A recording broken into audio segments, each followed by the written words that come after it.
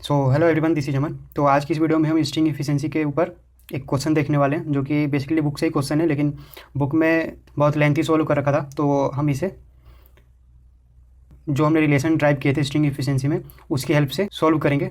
ठीक है, तो पहले हम क्वेश्चन देख लेते हैं। क्वेश्चन में बोल क्या रहा है, इन है 33 kV ओवरहेड लाइन्स। अब यहाँ पर जो 33 kV है, ये हमारा मेंशन नहीं है ओवरहेड लाइन्स में, मीन्स ये यहाँ पर लाइन वोल्टेज होगा।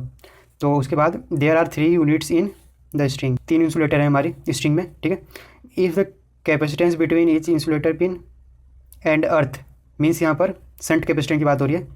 इंसुलेटर पिन और अर्थ के बीच में हमारा संट कैपेसिटर होता है। उसके बाद is 11% of self capacitance, means यहाँ पर क्या दे दिया इन्होंने कि हमारा जो संट कैपेसिटेंस है, कौन में सेल्फ कैपेसिटेंस जिसे हम के नाम से जानते थे, तो वो हमारा 11% दे रखा है इन्होंने। फिर उसके बाद इन्होंने पूछा है कि हमें बताना है हर डिस्क के अक्रॉस में वोल्टेज और उसकी स्ट्रिंग एफिशिएंसी। तो मैं पहले काम करता हूँ। 3 डिस्क के लिए कुछ इस तरह से होगा।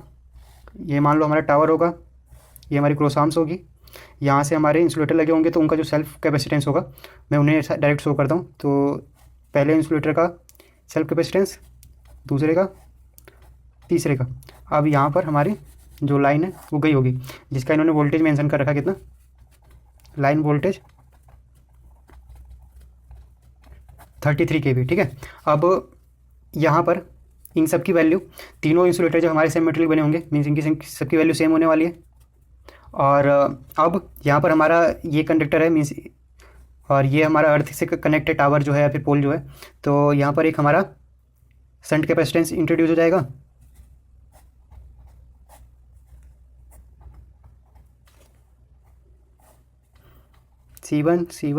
C1 ठीक है, मीडियम सेम है और ये डिस्टेंस भी सेम है, तो इसे हम, ये भी इनकी तीनों वैल्यू यहाँ पर सेम रहेगी इस केस के लिए। और अब मैं बात करूँ कि इनके बीच में मान लो वोल्टेज कुछ इस तरह से हुआ करता था हमारा, V1 V2 और यहाँ पर V3। और अगर मैं बात करूँ यहाँ से यहाँ टोटल फेज वोल्टेज की, ये हमारा फेज वोल्टेज हुआ करता था, आई मीन यहाँ से और यहाँ तक के बीच में, मीन्स ये लाइन जो है यहाँ पे लाइन से कनेक्ट है, वहाँ से और ये अर्थ के बीच में। ठीक है, अब हमें लाइन वोल्टेज दिया है, तो हम ये फेज वोल्टेज जो है हमारा निकाल सकते हैं।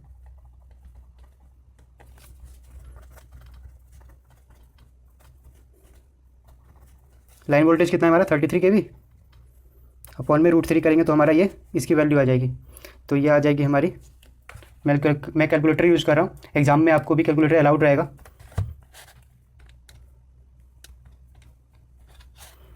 तो ये हमारी 19.05 kV आ गया।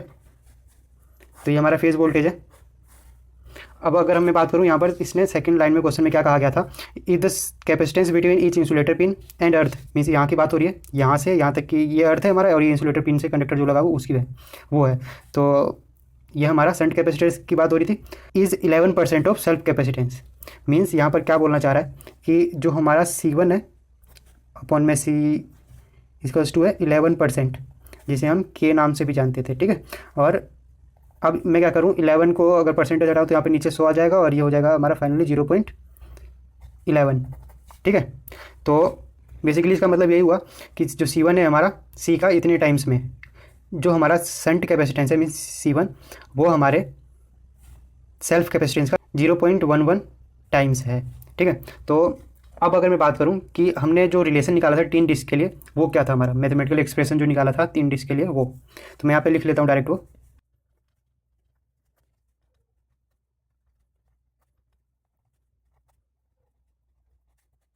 तो ये हमारा 3 डिस्क के लिए रिलेशन आया था।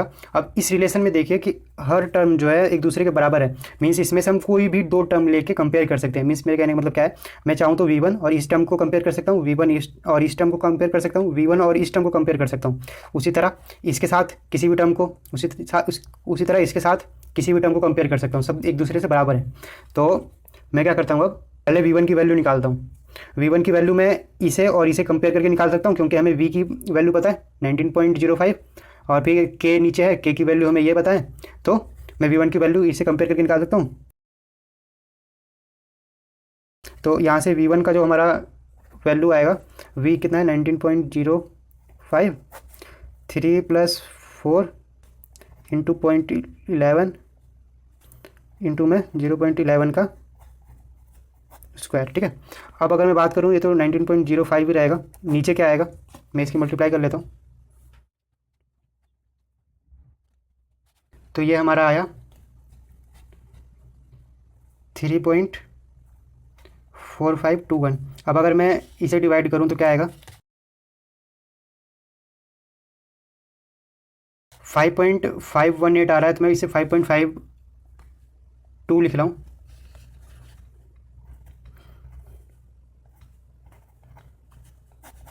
मीन्स हमें हमारी V1 की वैल्यू आ गई 5.52 kV, ठीक है। इसी तरह अगर मैं अब V1 की वैल्यू हमारे पास है, अगर मैं V2 की वैल्यू की बात करूं तो हम इन दोनों टर्म को कंपेयर करके निकाल सकते हैं। तो V2 इक्वल्स टू हो जाएगा हमारा 1 प्लस में के V1, 1 प्लस के की जगह हमारा 0.11 है और V1 की जगह हमारा 5.52 है। तो अगर मैं इसकी कैलकुलेशन करूं तो क्या आएगा, तो ये हो जाएगा हमारा 6.127 है। तो मैं इसे 6.13 लिख रहा हूँ।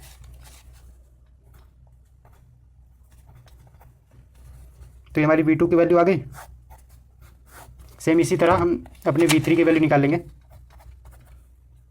तो V3 की वैल्यू के लिए हम कंपेयर करेंगे V1 और इस वाली टर्म को। तो यहाँ से हमारी V3 की वैल्यू आएगी 1 प्लस 3k प्लस के स्क्वायर V1, 1 प्लस 3 इंटू में 0.11 प्लस 0.11 का स्क्वायर इंटू में 5.52। अब अगर मैं इसकी मल्टीप्लाई करूँ तो क्या आएगा,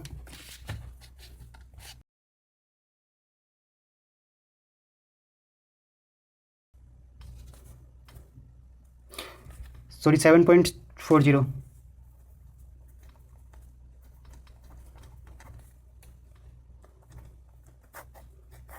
तो ये हमारा देखो V1 आ गया, ये V2 V3। तो V1 हमारा इस डिस्क के अक्रॉस में, V2 इस डिस्क के अक्रॉस में जो वोल्टेज है, और V3 जो आया हमारा इस डिस्क के अक्रॉस में जो वोल्टेज था वो है।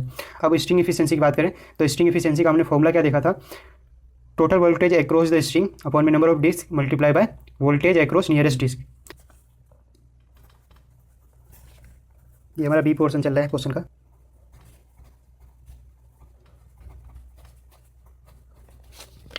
V means phase voltage, total back voltage, ठीक है, अक्रॉस द स्ट्रिंग इनटू में n नंबर ऑफ डिस्क जो हैं वो, और सबसे नियरेस्ट डिस्क में कितना वोल्टेज था, यहाँ पर V3 थी सबसे नियरेस्ट। तो ये हो गया। अगर मैं इनकी वैल्यू रखूँ तो यहाँ पर हमारा ये वोल्टेज था 19.05, n जो है हमारा 3 है, और V3 जो है हमारा 7.40। अब अगर हम इसे सॉल्व करें तो ये आएगा हमारा ये 19.05 ही रहेगा यहाँ पर। अगर मैं इसकी मल्टीप्लाई करूँ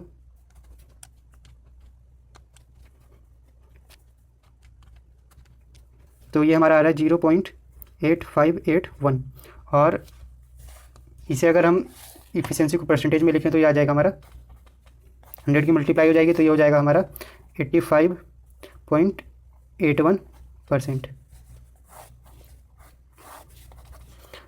ये हो गया हमारा इसी के साथ क्वेश्चन पूरा। तो आई होप आपको ये अच्छे समझ में आ गया होगा। अगर इसमें कहीं आपको डाउट है तो आप मुझे कमेंट करके पूछ सकते हो। अगर वीडियो चलेगी तो लाइक एंड सब्सक्राइब जरूर करें। Thank you.